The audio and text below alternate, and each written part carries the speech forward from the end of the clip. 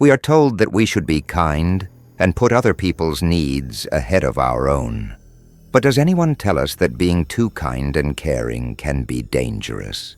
We live in a world where we don't always get what we give, and it's full of generous people who see how their giving empties them both financially and emotionally.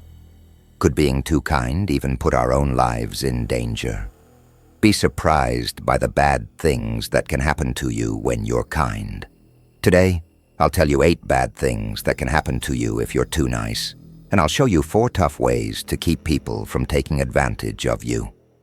Let's move on to number 1 without further ado. You will have too high of hopes for people.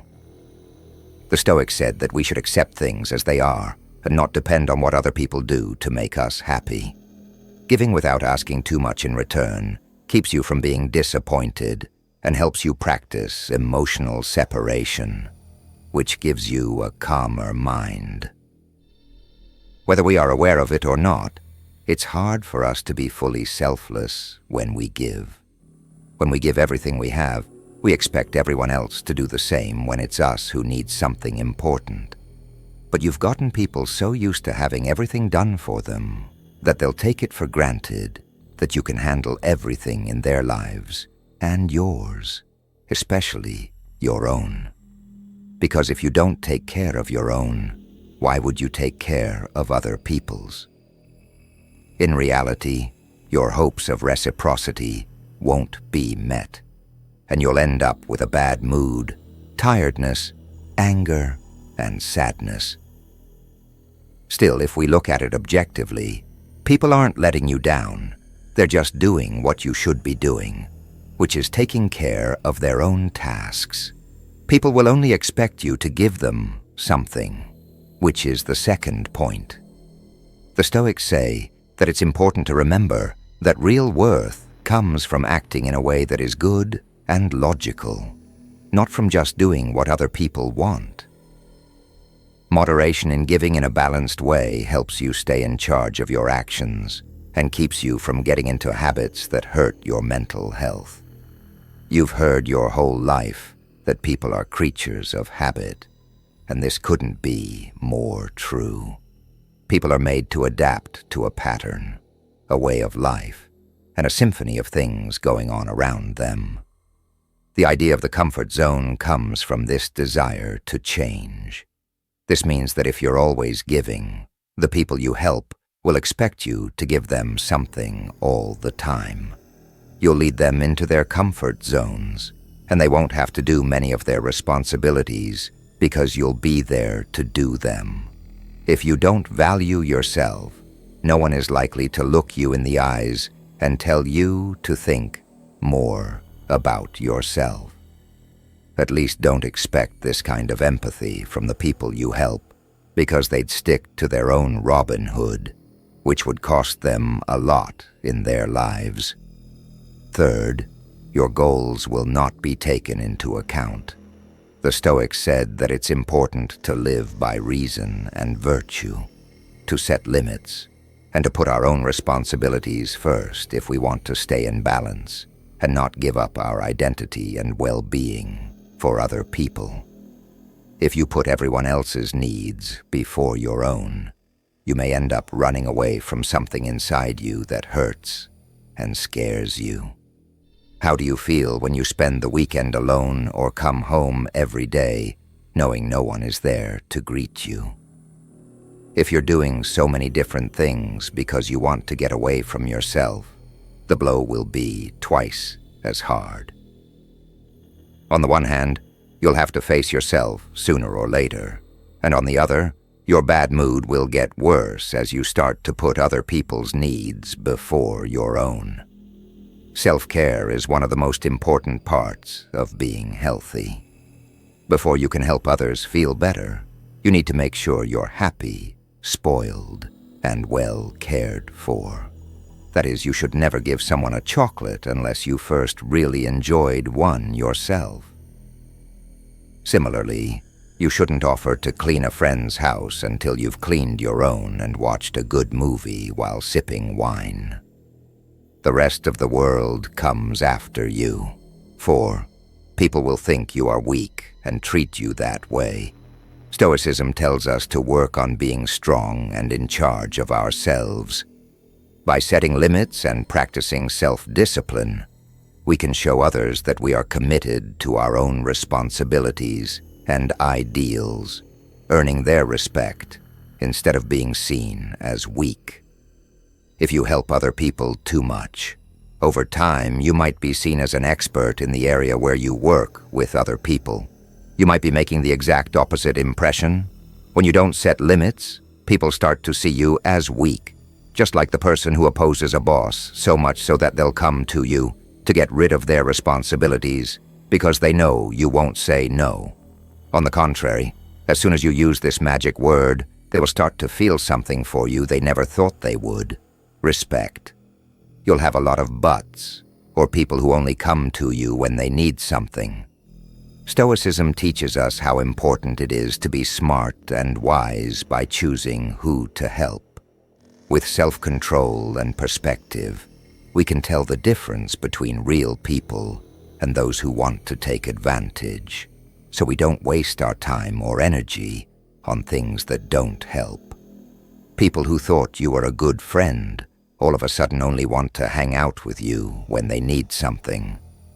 If you think about it logically, it's not so unlikely that this could happen to you, since most people don't invite their employees or co-workers to have coffee with them, let alone a beer. What's going on with you makes sense, but that doesn't mean it's fair, so you need to learn how to handle the methods I'll tell you about at the end to keep people from taking advantage of you.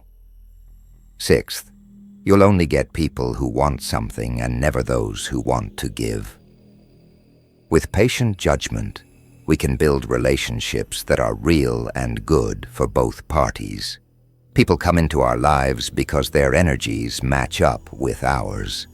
That is, if we vibrate low, we attract people who are negative, depressed, have dark souls, and want to hurt us. When our vibrations are high, on the other hand, we draw people who are full of good energy, kindness, excitement, hard work, and joy. Because of this, when we give to everyone, we lose so much energy that we start vibrating at a low frequency. This makes needy people feel drawn to us, as well as opportunists who don't even want to help and only want to take what they can from us and leave without even saying thank you. Seventh, you could end up getting hooked on something. The Stoics taught people to be calm and in charge of themselves. Self-discipline in giving keeps us from getting stuck in bad habits and lets us keep a good relationship with our actions and choices. When shortage is a regular part of our lives, the need for something grows, which is the best way to get addicted. So one day, someone close to you might notice that you drink too much, and not just spring water. They might also notice that you eat too much or even gamble too much. Pay close attention to what someone who cares about you says, because your first instinct may be to get mad at them and tell them you don't have any problems. But this is how people usually act when they are so caught up in their own problems that they can't see that they have one. Always remember that people who care about you want what's best for you. So pay close attention to what they say, because they're trying to help you stop falling and move forward. Number 8, you'll make people think twice. Stoicism tells us to do good things no matter what other people think of us. By focusing on living in line with our beliefs and principles, we build a good image that can withstand false accusations. No matter how much we'd like things to be different, the truth is that there aren't that many kind people in the world. So if you are one, people will be suspicious of you instead of being impressed and thankful. It won't be long before your kindness makes people wonder what's going on with you and what plans you have that you don't tell anyone about. This could mean you've met a group of suspicious people, but it's more likely that they're just being honest. Most people who want to help too much are hiding such evil plans that it's best to stay away from them and refuse the help they offer. Now let's look at what you can do to stop people from taking advantage of you. Strategy number 1. Pay attention to how you feel because it's telling you something. Based on the Stoic idea of self-awareness, pay attention to how you feel. The Stoics thought it was important to think about yourself, to understand your feelings and wants. By paying attention to your feelings, you can tell if you're giving too much and wearing yourself out mentally. This lets you change your focus and find a good balance. How does it make you feel to help other people? Thinking about yourself and putting yourself first is such a kind thing to do that you should feel like you're walking on clouds when you do it. So if you feel too busy, tired, angry, or used, it's time to listen to how you feel. If something you don't have to do makes you feel so bad, you shouldn't lie to yourself about it. Instead, find out how the help you're giving affects your health. Plan number 2. Don't be afraid of the word no. Following the lessons of the Stoics, you should realize that your time and energy are important and need to be used in a balanced way. Self-control can be shown by being able to say no when you feel too busy or when the request is unfair. Even though the word no makes us think of bad things and sadness, it's normal for us to find it hard to say it. But if we don't learn to say this word when someone wants more from us than we can give, pessimism will take over our lives. Practice in front of the mirror and tell yourself that it's the only way to regain your freedom and avoid unnecessary and possible risks. Strategy 3.